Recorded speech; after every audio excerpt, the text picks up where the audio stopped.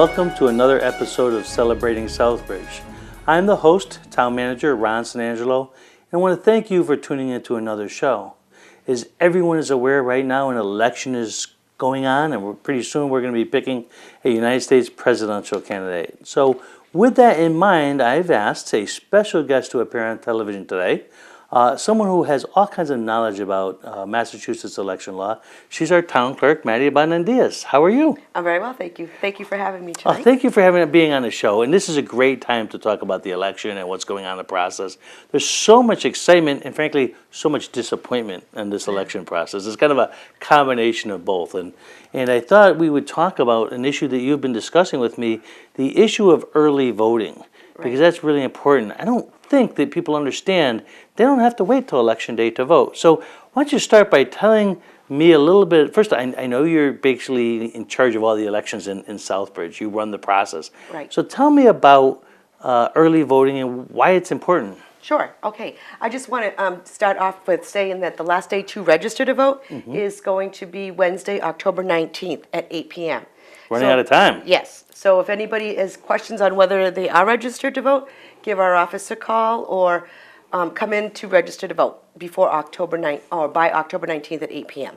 Okay. So there's no voting on election day. You can't just walk in and decide you want to vote if you're not registered by the 19th. That's correct. Right. Okay. You have to be a registered voter. So early voting is a new process that they have started in Massachusetts this year. It's not going to be for every election. It's only going to be for the state election in November, which is the presidential election. We have offered early voting from October 24th to November 4th. The hours here in Southbridge for early voting are going to be any day that the town hall is open, the hours that we're open. And also for the convenience of the registered voters in Southbridge, we're going to open on October 29th, a Saturday, from 9 to 1 for people who are willing, who want to come in to vote. So if I'm a citizen and I want to come in and early vote, am I going to walk in and cast my vote like I would on election day into some kind of voting machine, or how does that work? Okay, so you wouldn't put it into a voting machine. We cannot tabulate the early voting ballots until 8 p.m. on election day at the close of polls.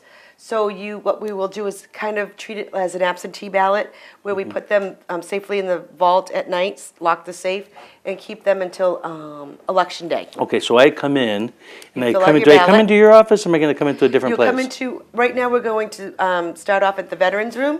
You'll just go into the Veterans Room and you can check in as a voter. Say you're coming in to vote. You would just state your name and your address, Ron Angelo, 41 Elm Street. We would give you your ballot.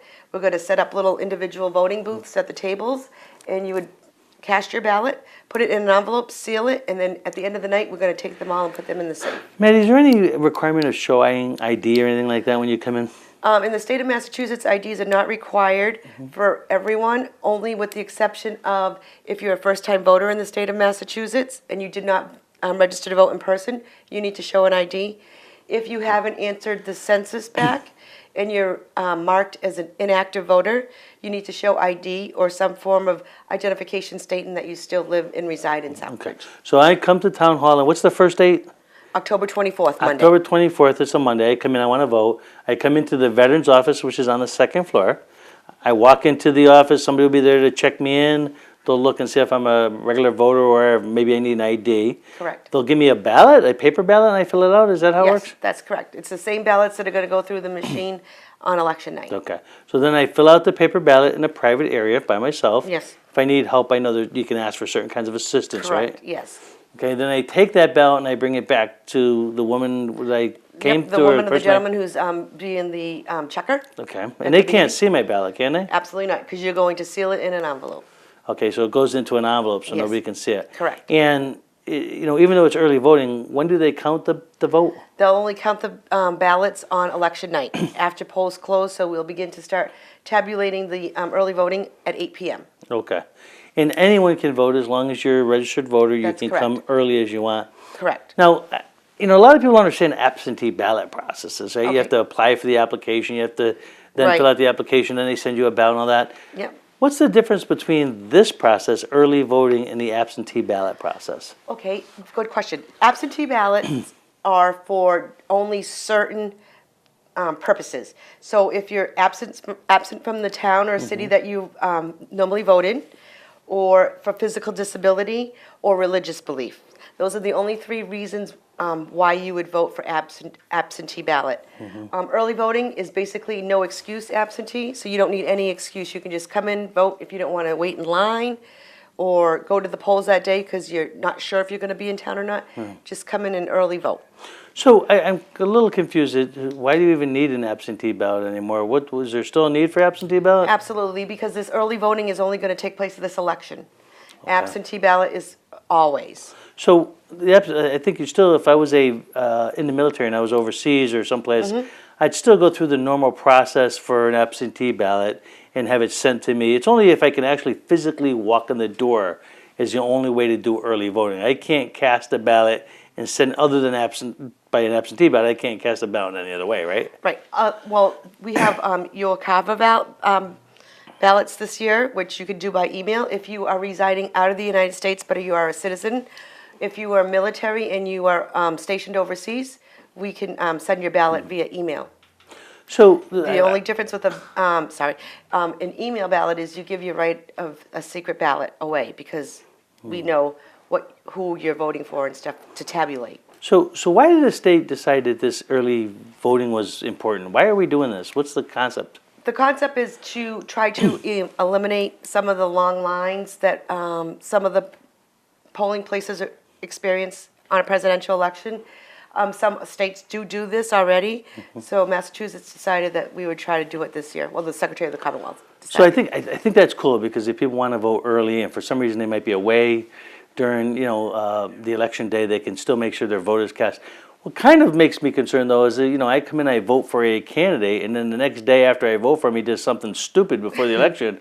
I'm done. I can't change my vote. No, you can't. From the time I voted early to the end. Once it's in that envelope, you're all done. So if you come into early vote, just remember that you cannot go to the polls on election day to vote because you've already cast your ballot. So your name's going to be crossed off at the voting location. So if you sign up early, you vote.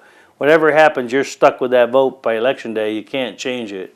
There's no sort of recount or rechange. No. And they will know at the polls that you've already voted, so you can't vote twice. That's correct. So the only good thing about having it on October 24th at the beginning of early voting is the last final debate is October 19th. So hopefully by then people will be able to make their mind up. I'm sort of curious as to what the state thinks the participation in early voting is going to be.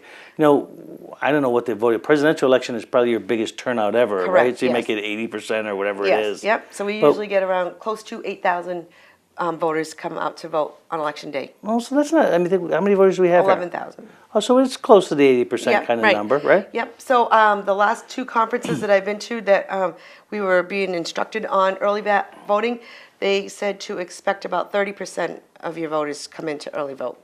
So with that being said, it's probably about 4,000. So one of the things that concerns me a little, because we're always concerned about tax dollars, right? We're always concerned about budget issues. I happen to know that we don't have any budget for any extra staff, Correct. right?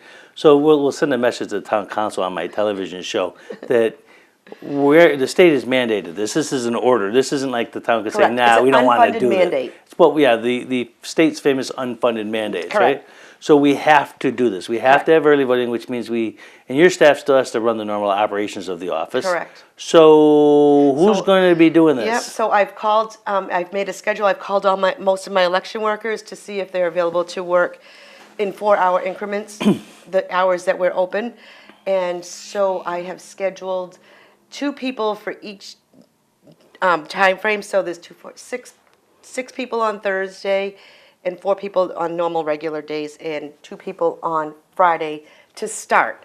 However, if we are getting 300 people a day coming in, we're going to have to hire more staff. people to come in. Yes. So the message to the town council is we're going to be looking for a special appropriation to deal with the state mandate. We're going to have the funds to pay for that staff. Correct. Because this is something we didn't know about at the time of budget process. Right. Now And we have we to didn't deal know how it with was going to be operating in July. Everything was still up in the air on how they were going to actually mandate it, what was going to be mandated. They said that weekends were going to be optional. However, they strongly recommended that we'd be open on a weekend day. And they are going to give us a little bit of money. They're going to give Southbridge $1,000 for opening up on Isn't Saturday. that generous of them? Yeah, that's not going to cover anywhere near the cost. No, but it's very generous of them. Yes, it was very generous. So how many actual days will you be open for? It'll be 14 days, I believe. Okay, so it's going to be 14 days of staff. Correct. That was unexpected are going to have to be paid to make sure that the election process goes smoothly, that everybody has the right to vote, that all is handled appropriately. Correct. Nobody gets to see the ballots, that the ballots Nobody. are put away in a locked location. Correct, yes. For protection. So the process sounds like it, makes sense, and we're doing that. A little slower without the machines, but. Well, they'll go into the machines at the end of the night on election night. So somebody that will actually put those ballots into the machine at some point. Correct. So that every person gets a right to vote. Absolutely. Okay. And that's another, people sometimes believe that absentee ballots aren't counted only except for a tie, and that's not true. Every absentee ballot is counted and is added to the count at the end of the night, or to the total of voters. Absentee ballots do count. So here in Southbridge, I know that the ballot is sort of basic, it's paper ballot, but we have a lot of questions on that ballot as well. Correct. So I don't know how many pages this ballot's going to be because of those questions, but That's tell me right. a little bit about the ballot itself and what it looks like. The ballot, because we are mandated by federal government to have our ballots in English and Spanish, our ballot is a little longer this year because of the questions. So our ballot is going to be 2 pages, two-sided for one page and 1 page for the second page. So not too bad. Not but too bad, no, So we're doing, in this election, we're Yes. doing the presidential race, correct. and then we do state senators, state reps, no governor's race. No governor's race. Who else is on the ballot that we gotta be talking The about? state senator, state congressman, state rep, governor's council, and the 4 questions. So here, let's talk about governor's council for a second, because I gotta be honest with you, coming to Massachusetts the last couple of years, I had no idea what governor's council was. Why don't we tell people just what the governor's council is? Well, the governor's council meets every Wednesday in Boston, and they vote on, like, notary publics. They approve that. They advise the secretary on different legal issues and stuff like Do they that. actually, are they involved in the hiring process for judges? I I believe they are as well. I think that's yes. what I heard. One of the things Yep. that surprised me is that I hear they help the governor and recommend appointments to the bench, the court system. That's correct. For judges and stuff, which is a really critical deal because judges, what your philosophy of a judge can make a big difference in how cases are heard, right? Absolutely, absolutely, yes. Yeah. Now we have one state rep here in Southbridge. That's correct, And and we he's have one state unopposed. senator. And as well, unopposed. Oh, they got it pretty easy, huh? Yes, they do. They're shoe-in this year. Yeah, that's too bad because we like to see if people opposing so you can hear some ideas and expressions about different candidates for Right. office. So Correct. that is a little bit sad. We have presidential race. I think we have 4 candidates that are yes. on the ballot, Yeah. right? Yep. So that's kind of interesting as well. Yep, the Democrat, Republican, Libertarian, and the Green Rainbow. I believe. Green is it? Green Rainbow. Okay, we got that going on. So these questions are the next big issue, right? Correct, So there's we have a 4. variety of questions, and that's basically a referendum question that the government, in some ways, is asking your opinion as to what you think about some important issues, right? Correct. And we're not going to talk a lot about the details of the issue. Should you vote for or against the issue? That's not really our role. That's up to you to decide. But we do want to tell you just briefly what the issues are. So Sure. we're going to go. Let's talk about the first issue. Okay, question 1 is the gaming expanded slot machine. Mm-hmm. It's for gaming. So it's just asking if you want to have another slot parlor somewhere in the state of Massachusetts, or do you want to keep it as it is, the way it is? So if you like slot machines, you vote yes, probably. If you don't like slot machines, you vote no. It's another source of revenue for the state. Right. And Or- it job creation potentially. But it's and going to be some things. somewhere. So Gonna be those somewhere. NIMBYs. Yeah, you don't know where it is. Yeah, it could be in your backyard. So That's right. Yeah, you never know. But it's one of those things that, casino gambling is important and it's happening all throughout the country. And the question is, how much casino gambling do you want in Massachusetts? That's Right, really the question. exactly, yes. Question 2 is the charter school expansion, and that would allow more charter schools to come into the state and Mm-hmm. be funded by the state. So a yes vote would be obviously to have more charter schools, and a no would be, And again, there's pluses and minuses of all those issues. If you like charter schools, it gives more educational opportunity for students, but a lot of people believe it pulls money out of local Funds. schools. So it's one of those things you want to get as much information as you can to make a wise decision if you think there should be more charter schools or not. correct. And question 3 is conditions for farm animals, and that's just for try to eliminate the cruelty to animals on farms. So a yes vote would prohibit any confinement of pigs, calves, and hens that prevents them from lying down, standing up, fully extending their limbs, or turning around freely. And then a no vote would make no change in the current laws relative to keeping of farm animals. I'm not even going to go on this issue because I don't know, enough about the impact of standing up as a cow or pig. I mean, but it's something you want to look at. If you have a love of animals and you want to look at somehow protecting them more, you consider voting yes for the issue. Correct. If you're not as interested in the issue, and you may vote no, but it's something you're going to have to look at, right? Yep. And then question 4 is what I'm sure a lot of people know what's going on. It's the legalization, regulation, and taxation of marijuana. So that kind of just speaks Yep. for itself. I'll not even say anything about that. Yeah, there you go. I have very strong opinions about that, so we'll leave it up to you to And decide on what a you side think about note, that. the state decided purposely to put the question number for marijuana number 4 so that everybody would read through the whole entire ballot before they voted for that. Because that's the hot issue. That's So, right. but even the election people, they know what is going to cause people to vote. So let's talk about that, right? Voter turnout is going to be a big issue this election, right? Yes. And who's going to vote. So, obviously we want everybody to vote that can vote. And, what do we do in Southbridge? Do we do anything to attract more people to come to vote, or what do we do? Well, there are times when I go down to the nursing home calls to ask if I want to do a voter registration down there. I'll go down there and register the residents there if they're not registered. This year I received a call from Tradewinds, and they want to know if I would go down there to register some of their clients, and I'll definitely go do that before October 19th to get more people to register. I just want to remind anybody, if anybody has any question as to whether or not they're registered to vote, please give our office a call and we can verify if, yes, you are registered, or, you haven't answered the census back in a couple of years and you're inactive, you might want to come in and, update your census so that way you won't have any problem on election day. So again, we're talking about the town clerk's office right in the town hall building. That's basically the elections office for our community.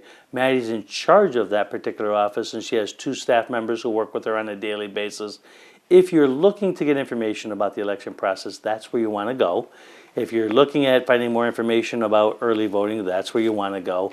If you want to register to vote, that's the place, and you want Right. to do it by the 19th. Wednesday, 8 o'clock. So by Wednesday. So we're running out. If you have a big opinion on this presidential election, this is your chance to be part of that discussion. Voting it's who you want to represent you in all these different offices. While we talk about the presidential race, there's a lot of importance on who your state senator is and who your state rep is and who's going to be more. Yeah. More important. And I just want to remind everybody that if you can't come into the office to register to vote, you can do it online, and you just go to www.registertovotema.com, and you can just register right online. And I get those as soon as they register. I get them in my computer in my queue, and I just register them. So again, to if they vote. register online, the only thing is that when they come to vote the first time, they're going to ask for their license just to make sure that you are Who who you are. actually registered to vote. Because Correct. we want the people who actually register to be the voters that day. Right. And then just another quick note, we mailed out our absentee ballots to over 250 people, and we mailed them out on October 3rd. So I just want to tell everybody that if you have not received your absentee ballot as of yet, please, again, give us a call and we'll mail out another one, just to be sure that you are able to vote. So Mary, one of the big things is people if they want to register in a party or not. And people get confused about that, right? Correct. So why don't you tell us what parties that people could register for if they want to come in? Well, there's several different political designations that we won't even get into, because there's like a pirate party, there's a pizza party, there's just a lot of Yeah, kind of crazy ones, yeah. Right. But the main ones are Democrat, Republican, United Independent Party, which is a new party that just came about this year, and Libertarian, Green Rainbow, Yep. and also there is unenrolled. So Libertarian. Yeah, Do they call it libertarian. unenrolled or is it unaffiliated? What do we no, actually call it? unenrolled. That's what we call it. Unenrolled in is what we Massachusetts. call It's it? what most states call independent. It's called unenrolled. So regardless of the party, why would you want to sign up for a party versus signing up as unaffiliated? What do you get to do if you're like if you sign up to be a Republican or Democrat? What do you get to do that you don't get to do if you're unenrolled? Well, actually, it's what you don't get to do if you are enrolled in a Democrat or Republican as opposed to unenrolled. Okay. And the state primaries, this is when it makes the big difference. If you're registered as a Republican, but you like the Democrat candidate, you cannot vote as a Democrat. You have to vote as a Republican.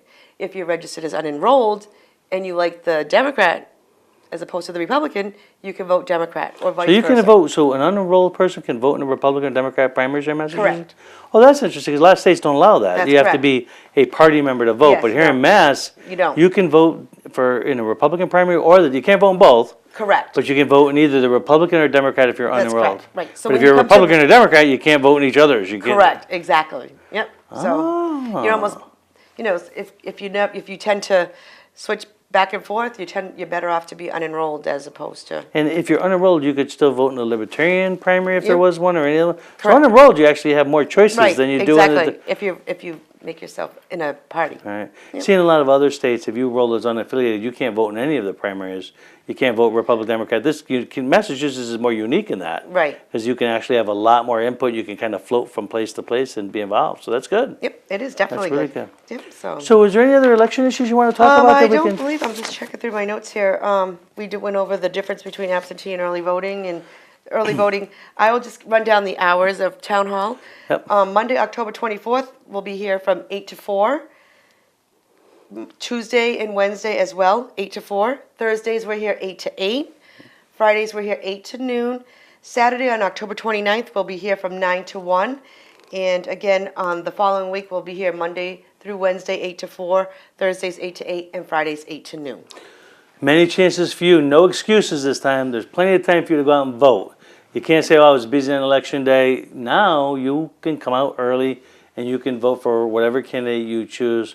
Kind of nice that there's kind of no excuses anymore. If you didn't vote, it's because Absolutely. you didn't want to vote. That's right. You've had not plenty of opportunities. Plenty to of do it, yeah. opportunities, that's right. So if parents are out there listening and their child is in college, call us. We can send you a form where you can sign off, and we'll mail the ballot to your student anywhere at college. Mm-hmm. And I'll just give you our phone number real quick. It's 508-764-5408. I mean, I'm going to take just a few more minutes to say, we know you do other things, right? And I know one of the things you do is you actually marry people, right? I do. So the town clerk's office, if you're looking to get married and you're looking for someone to, I don't know, host a wedding. Officiate is the right word. Officiate your wedding. Maddie, you'd be happy to do that, right? Absolutely. And that happens where?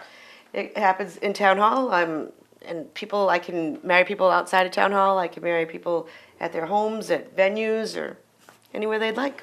Okay. And a couple of quick things. What other kinds of services in the town clerk? I know you store a lot of records for town in your department. We have all vital records that occurred in Southbridge or out of the city limits that lived here. So say you had a child that was born in Worcester, but you lived here, we'd also get that.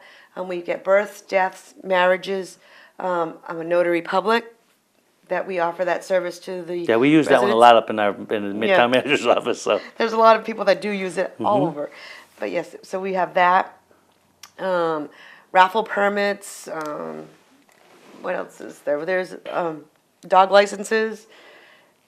It's a myriad of things, but pretty much. I hate to say this, it'll probably get mad, but there are also my Spanish translators in that office, at least one of them. That's right. And when the Spanish resident comes in, I use one of the members of Maddie's staff to help me translate in other departments. And we have another person who works in the health department that does the same thing.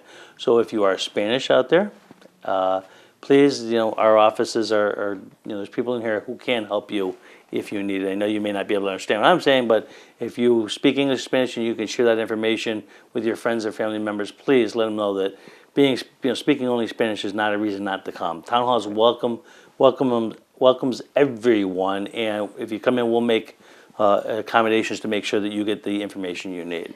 Tu habla español. Aha, you see, she's there. Un With that, poquito. Maddie, a little bit, yeah, Yeah. a little bit. A little bit. Anyway, I want to thank you. I want to thank you for Thank the you work very that you do much. on behalf of the town. Thank you. I want to thank you for being our election official. It can be a difficult job, and I know that everything kind of crashes in at you at election Absolutely. time. So I Very know it's stressful. going to be a busy time. So thanks for taking a little bit of time. Thank We're you. going to get this out to everybody in the public, and please vote on election day or early. Yes. Whatever it is, the answer is vote. Thank you. Appreciate you once again looking at the show. I'm Ron Sanders, town manager. If you need anything from my office, please contact my office. Our town is doing everything in its power to make sure that we provide quality services to all the citizens of Southbridge. Thank you and have a great day.